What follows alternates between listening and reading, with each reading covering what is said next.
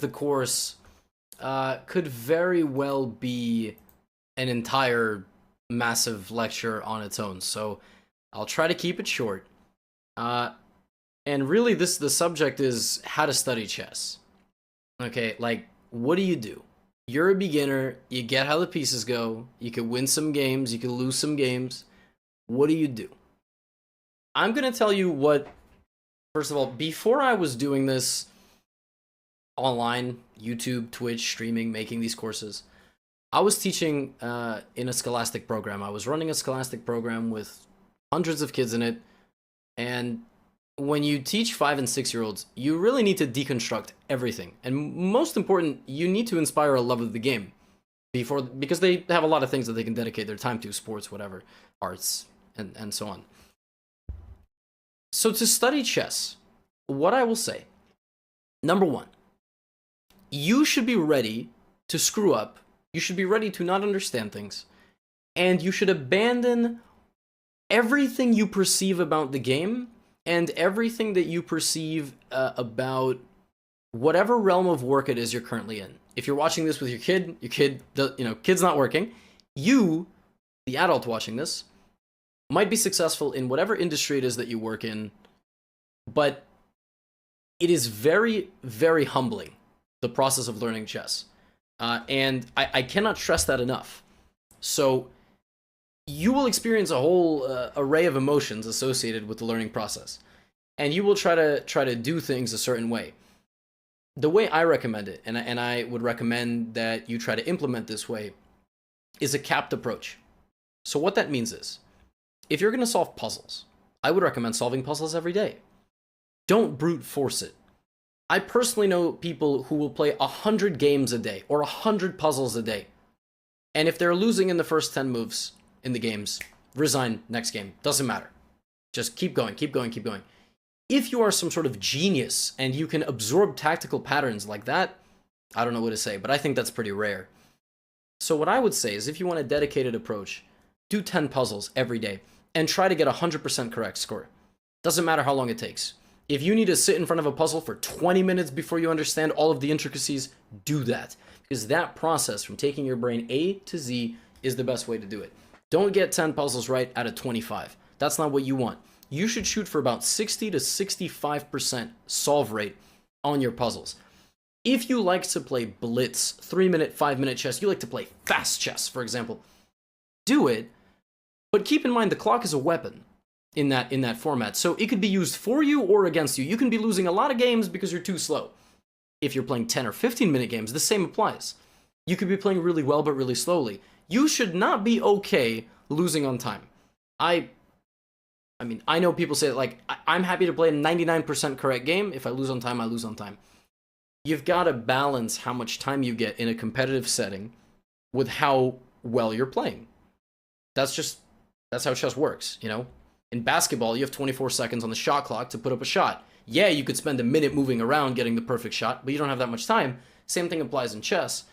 So that's kind of like the first thing. You got to find the time format for you that works, and you need to limit how much you play. So don't play when you tilt.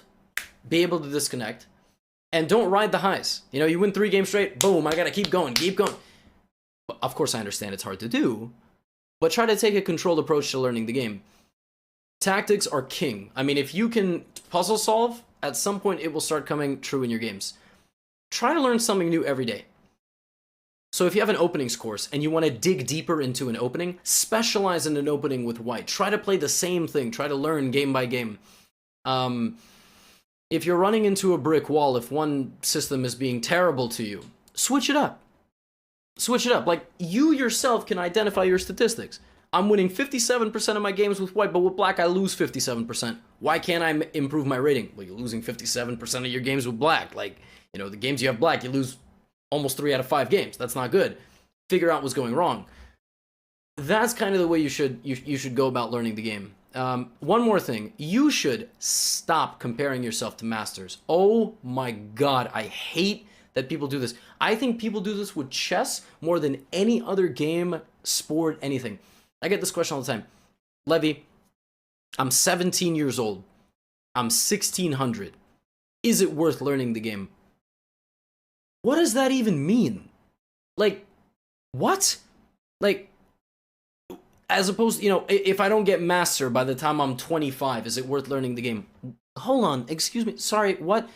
If you want to learn the game, by all means, learn the game. Don't set out to get into the top 0.0005% of players. Don't think about that. I mean, people ask me this question too, like, "Hey, Lev, I'm a master. I'm a high schooler. I'm about to go to college. Should I pursue the grandmaster title?"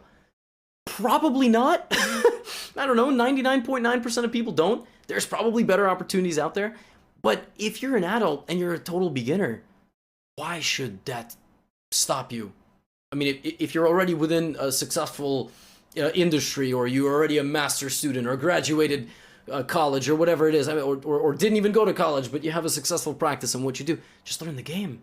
Just learn the game. But understand that when you get into the game, you have to be ready to be humbled, and you have to learn.